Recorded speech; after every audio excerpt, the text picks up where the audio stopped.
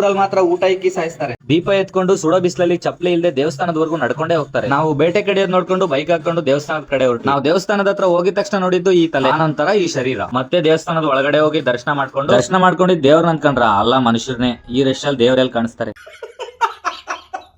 ಅಲ್ಲಿಂದ ಆಚೆ ಬಂದ್ರೆ ಫ್ರೀ ಆಗಿ ವಾಟರ್ ಬಾಟಲ್ ಕೊಡ್ತಿದ್ರು, ಅದನ್ನ ಇಸ್ಕೊಂಡು ಅಲ್ಲಿಂದ ಡೈರೆಕ್ಟ್ ಆಗಿ ಬೂದಿ ಹಳ್ಳಿಗೆ ಬಂದ್ ನೋಡಿದ್ರೆ ನಮ್ಮ ಅಣ್ಣ ಒಬ್ರೆ ಕೆಲಸ ಮಾಡ್ತಿದ್ರು, ಇನ್ನೆಲ್ಲ ಕುತ್ಕೊಂಡು ನೋಡ್ತಿದ್ರು. ಅದಕ್ಕೆ ನಾನೇನ್ ಮಾಡ್ದೆ ಗೊತ್ತಾ, ಅವ್ರ ಪಕ್ಕದಲ್ಲೇ ಚೇರ್ ಹಾಕೊಂಡು ನಾನು ಕುತ್ಕೊಂಡು ನೋಡ್ದೆ.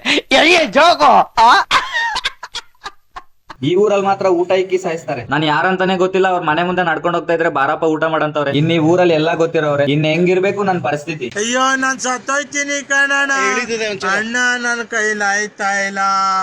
ಆದ್ರೂ ನಮ್ಮ ಅತ್ತೆಯವ್ರ ಮನೇಲಿ ಒಂದ್ ಸ್ವಲ್ಪ ಊಟ ಮಾಡ್ಕೊಂಡು ಆಚೆ ಬಂದೆ. ಕೋಳಿ ಅಂದ್ರೆ ಗಂಡ್ ಮಕ್ಳಿಗೆ ಇಷ್ಟ ಆಗುತ್ತೆ ಅನ್ಕೊಂಡೆ, ಆದ್ರೆ ನನ್ನ ತಂಗಿ ನೋಡ್ಮೇಲೆ ಗೊತ್ತಾಯ್ತು ಹೆಣ್ಮಕ್ಳಿಗೂ ಇಷ್ಟ ಆಗುತ್ತೆ ಅಂತ. 12 ಗಂಟೆಯಲ್ಲಿ ಇಂತ ಕೆಲಸ ಆಗುತ್ತೆ ಅಂತ ನಾನು ಕನ್ಸಲ್ಲೂ ಅನ್ಕೊಂಡಿರ್ಲಿಲ್ಲ. ಮನೆಗೆ ಹೋಗೋ ಅರ್ಧ ದಾರಿಯಲ್ಲಿ ಅರ್ಧ ರಾತ್ರಿಯಲ್ಲಿ ನನ್ನ ಗಾಡಿಯಲ್ಲಿ ಪೆಟ್ರೋಲ್ ಖಾಲಿ ಆಯ್ತು. ಪೆಟ್ರೋಲ್ ಬಂಕ್ ಇನ್ನ 5 ಕಿಲೋಮೀಟರ್ ದೂರ ಇದೆ. ಏನ್ ಮಾಡೋಣ ಅಂತ ಗೊತ್ತಾಗ್ಲಿಲ್ಲ. ಒಂದ್ ಸ್ವಲ್ಪ ದೂರ ದೂಕೊಂಡ್ರೆ ಒಂದ್ ಬೈಕ್ ಕಾಣಿಸ್ತು, ಅದ್ರಲ್ಲಿ ಪೆಟ್ರೋಲ್ ಕಿತ್ಕೊಳ್ಳೋಣ ಅಂತ ನೋಡಿದ್ವಿ. ಸುಮ್ನೆ ಅಲ್ಲ, ಅವ್ರನ್ನ ದುಡ್ಡು ಕೊಡ್ತೀವಿ ಅಂತ ಕೇಳಿ ದೂರದೃಷ್ಟಿಕ್ ಅದ್ರಲ್ಲೂ ಖಾಲಿ ಆಗೋದ. ಒಂದ್ 100 ml ಸಿಕ್ತು, ಅದನ್ನೇ 50 ರೂಪಾಯಿ ಕೊಟ್ಟು ಖರೀದಿ ಮಾಡಿ ಆ ಪೆಟ್ರೋಲ್ ಕರೆಕ್ಟ್ ಆಗಿ ಪೆಟ್ರೋಲ್ ಬಂಕ್ ವರ್ಗು ಆಯ್ತು. ಬಂಕ್ ಹತ್ರ ಹೋಗಿ ಪೆಟ್ರೋಲ್ ಹಾಕ್ಸ್ಕೊಂಡು ಹೋಗಿ ಮನಿ ಕಳ ಅಷ್ಟೊತ್ತಿಗೆ 1 ಗಂಟೆ ಆಯ್ತು.